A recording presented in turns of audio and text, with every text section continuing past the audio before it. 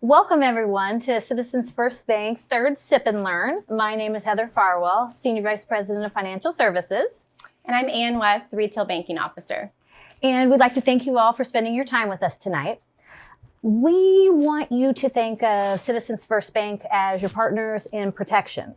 We understand protecting your business is vital. And tonight we're going to share a few tips, and we actually have some takeaways prepared to help guide you and educate you on the ways to protect your business. So I think everyone has read or heard about fraud. And in today's digital world, fraud is a fact of life.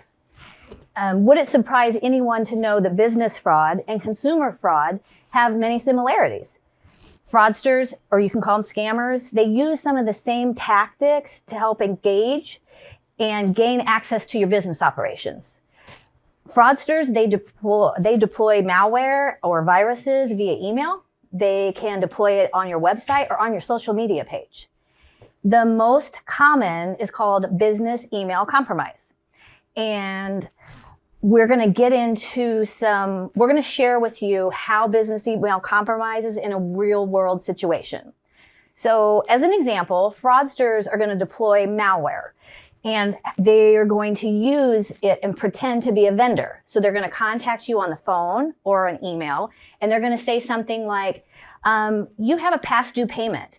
And they're going to ask if you can provide information on the phone, or they're going to ask if they can send you an email to have the information about the invoice that you're past due on.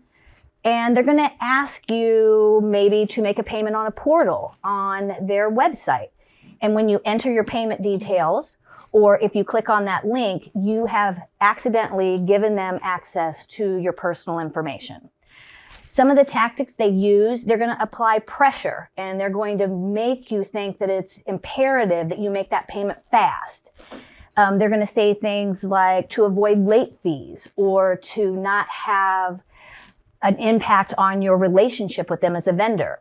They're also going to ask you to change a payment method. So if you typically pay your vendor with a check, they're going to ask you to switch it to an ACH, an electronic payment. If you currently pay it with an electronic payment, they're going to ask you to pay it via wire. So they're really using those techniques to make this seem like it's imperative to pay them fast. All communication that they're going to send you is going to be electronic, whether it's a text, it's a phone, and ask you to visit a portal, or whether it's an email. Fraudsters are well versed. You're going to ask questions and they are going to have an answer. They're very smart and they use tactics to trick you. So I'm going to pass it over to Ann, and she is going to talk about some best practices and ways to independently verify information that a fraudster is going to send to you. Thank you. When payment methods are changed, we recommend that you call your vendor directly and with the known current contact information. Even if you receive a notification that says, give us a call if you have questions, don't go with that contact information. Go with the information that you are familiar with. Reach out to them to verify the change in contact information. When calling to verify, confirm the payment method, but also the payment account number. So if they want it to be a different form of payment, also verify the account number if you're supposed to be sending it to that. Chances are, if it's a different account number, that would be a red flag that you'd want to bring up with your vendor. Never click on links or open attachments unless you verbally confirm that the email is valid. That is one of the most common ways that scammers and fraudsters are sending malware and planting viruses on your machines, is when you're opening attachments or clicking on links that you're not familiar with and that you haven't verified. Watch for unusual requests. So as an example, ask yourself, has your vendor ever called stating that your bill is past due, or do they typically send you a second notice? So consider past practices and what you're encountering at this current time. Watch for poor grammar and spelling within the email request, and pay attention to language and verbiage. If you know your vendor well and they're using your first name or your surname, and now you're receiving a notification that says "Dear Sir" or "Miss," that would be a red flag that you'd want to pay attention to. Pay attention to the email address or website address. Scammers can be very tricky. They'll just use slight variations to try and trick you. If your vendor's name is John Kelly and it's john.kelly, Kelly, but then you receive an email from John Kelly with the last name Kelley, they'll use simple variations like that you might, in a normal situation, bypass to try and get you to believe that it's they're the actual person. Watch for urgency to pay. Ask yourself, why is this urgent? My account is in good standing. Why are they trying to get me to take action quickly? And consider that. Be careful what information you share online and on social media. So these are going to be ways to protect yourself. Something that we try to coach not only businesses on, but also consumers is what you choose to share online when it comes to like those online surveys. People love to share that information about how they met their husband, their spouse, where they took their honeymoon, family members' names, pet names, favorite vacation. They'll share that information. And this is all information that a scammer can collect, build a profile on you, and possibly act like you. So pay attention when you're sharing that information online. Never click on anything in an unsolicited email or text message asking you to update or verify account information. As I said before, always look up the company information on your own. Don't use what they're providing to you. Always control who has access to your data. Avoid sharing laptop and banking credentials with others. You may trust your employees, but is that really necessary to have someone else share the same equipment as you? Require secure passwords and dual authentication measures. We can't stress this enough. This provides extra layers of security when you're transacting business on your online accounts. Store sensitive personal information securely, lock drawer filing cabinet, and use a password vault. There's many options out there, and that can help keep your secure, your very important, yes, passwords secure. We have to have passwords for everything now, and it can be hard to remember what those are. There's password vaults out there that can help keep that secure for you, and you can remember them. Segment your network. Consider this. Do all of your employees need to have access to all of your accounts? Do they need to have access to all parts of your business? So consider that and segment it when it's necessary. Do you have software or IT vendor, or do you scan for viruses? Do you have that practice in place now? Do you use an IT support person or a third-party company to help you keep your system safe? Secure remote access to your network. Are you using a VPN when you're accessing on-site or off-site?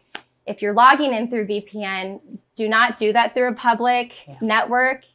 As quiet as a library is, that can be public Wi-Fi, and we don't recommend you accessing your VPN through public Wi-Fi network. Pay attention to your connections and consider cybersecurity training for your employees. If you are an employer who has multiple employees that are operating, that are logging into your online accounts when necessary and paying your vendors and clicking on emails to help operate the business smoothly, consider cybersecurity training so they know what to look for too when it comes to spoofing emails and phishing scams. Heather is now going to talk about check fraud. So, believe it or not, check fraud is on the rise, and it impacts consumers and businesses. And we want to share a couple of different types of check fraud with you so that you know what to be mindful for and know what to look out for. So, there's counterfeit check fraud, and that is using your bank account information. Checks are printed that resemble your genuine bank check. So that could happen if your mail was stolen. Or unfortunately, you may have paid a vendor and there might be a bad actor at the vendor that you paid, and they have taken your legitimate information and created a counterfeit check.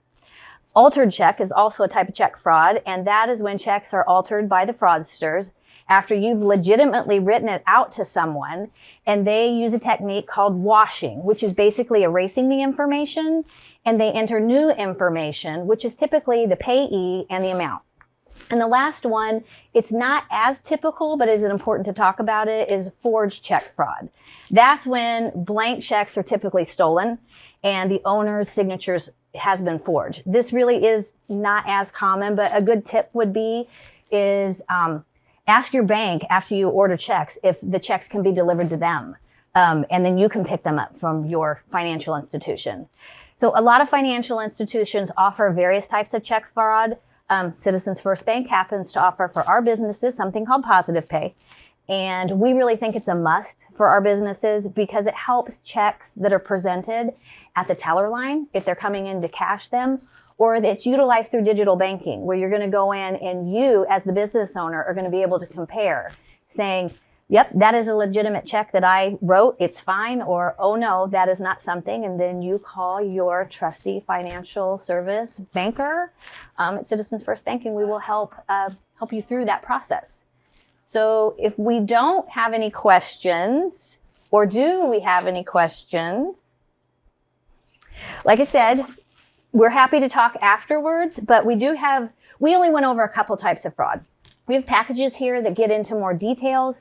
We're happy to come in on site to train your staff on various types of fraud. We're happy to have you come into our office and we can go over things with you because we do know it's important. We know that security is vital, and that's what we're here to do, is to help protect you. Yes, ma'am. I have a question. So I only have 2 employees, Lori, and I do share a lot of passwords. And you're saying not to share all those same logins, but I don't want my employee to see all of my accounts. Like, how do I get them set up on digital banking or the business set up so that that employee can still see what they need to see, but I don't want them to see all my personal stuff? Of course. At Citizens First Bank, our digital platform is actually very robust, and we are able to assign specific credentials to all your employees. So you could have full access and full service credentials, and then employee number 1 and employee number 2, you could tell us you only want view or you only want access to this account, and we have the ability to customize that for you. So that's one of the things that we pride ourselves on, is we really invest in technology because it is the digital age, but we have ways to protect you. So thank you. And not only, just to piggyback, not only can you pick and choose what accounts they can view, but also the permissions within those accounts. So if they need to maybe just view a balance for reconciliation purposes, that's fine, but they can't move any money out of it. So not only do we have the ability to select which accounts your employees can view, but we also have the ability to customize the permissions for each employee, so they're not given too much or too little. So, thank you. Does anyone else have any questions that we're happy to answer? So if I'm a business, I have my checks, and maybe somebody counterfeit a check that I made, that means that if someone is going to tell them like to cash that check, you can stop it at the teller line? Well, even if Positive Pay will stop that. So if you have that enabled, which we encourage our business customers to use, it will stop that. We have a back-end process that uses algorithms that will stop it.